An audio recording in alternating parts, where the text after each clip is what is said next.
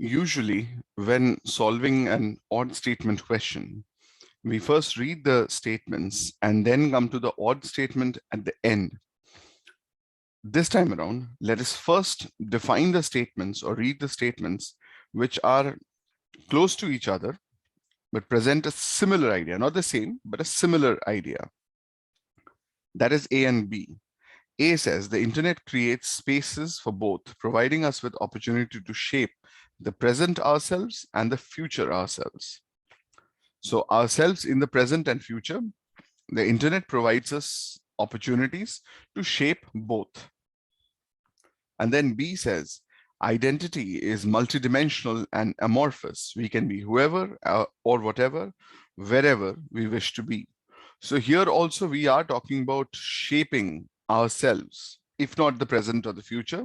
We are talking about identity, which connects with shaping ourselves.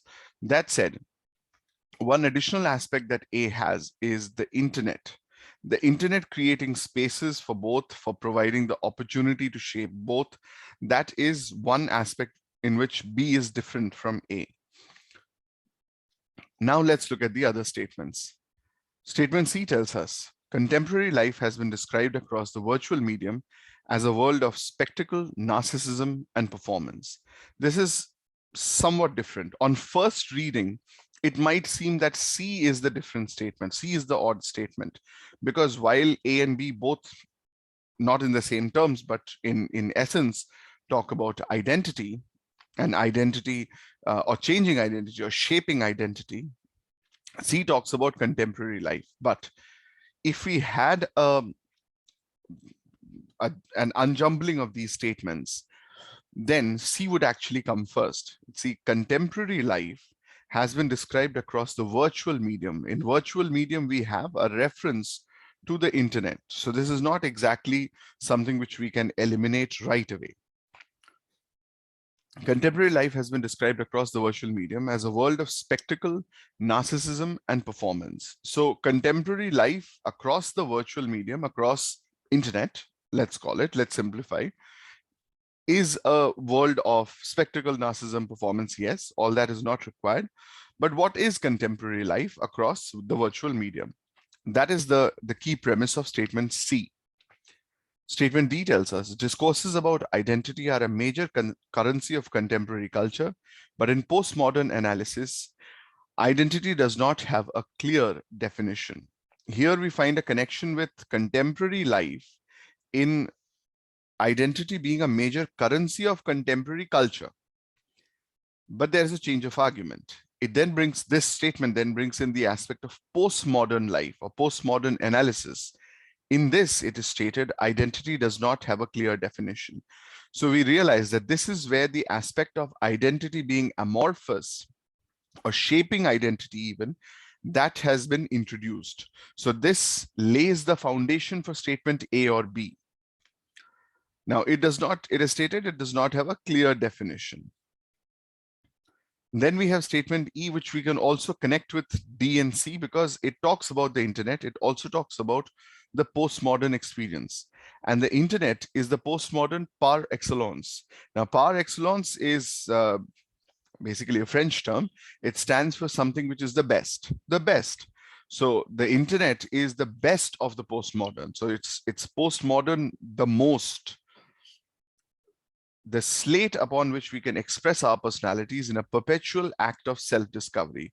We realize that this very directly connects with D, because D talks about postmodern analysis. This talks about the postmodern. And in this, it says, identity does not have a clear definition. And then we see here is, this is a slate upon which we can express our personalities in a perpetual act of self-discovery.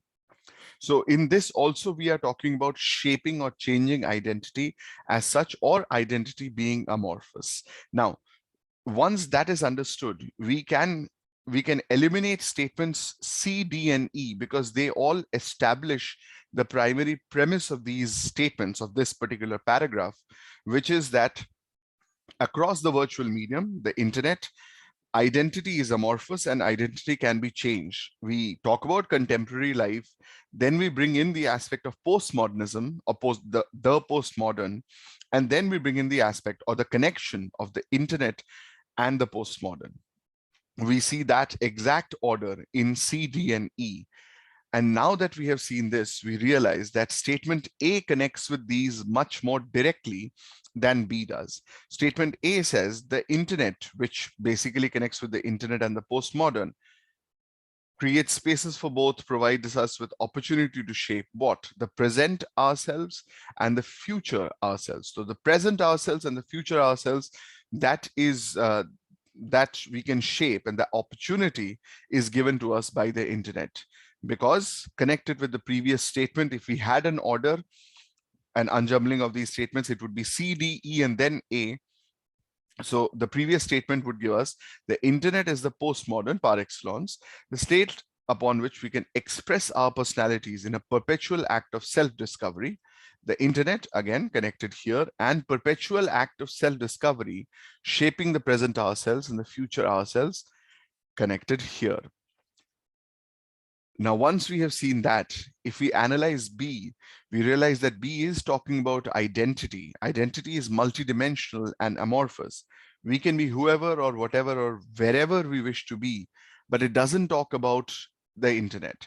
And the internet, of course, C and D also don't talk about the internet. That's the difficulty of this question, because we would not take the internet as the underlying connection, but C and D connect to the internet in the sense that they define the premise of internet. So we have the order of contemporary life across the virtual medium, so internet, then contemporary life and identity introduced in D, and then we have the postmodern introduced in D, the internet and postmodern connected, not introduced, but connected in E, and then internet and identity talked about in statement A.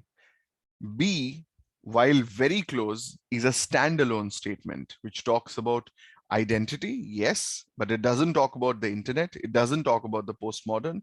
It only talks about identity being multidimensional and amorphous, and we can be whoever or whatever we, wherever we wish to be.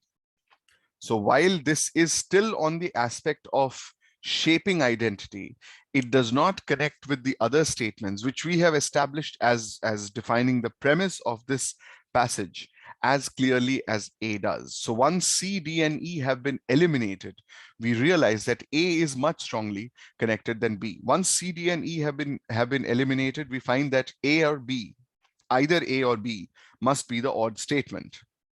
In that, A connects much better with CDE than B does. So by that, we can eliminate A and we can qualify B. If we didn't have A, or if one wanted to push it, then we could say that B, yes, in the premise, in the overall premise, it connects with C, D, and E. But here, it's not about which statement is very different from the other statements, but which statement is the most different from other statements. This is a quintessential example of a very closely formed odd statement question. So the one statement which is the most different from the premise is statement B. Hence, we get B as the correct answer.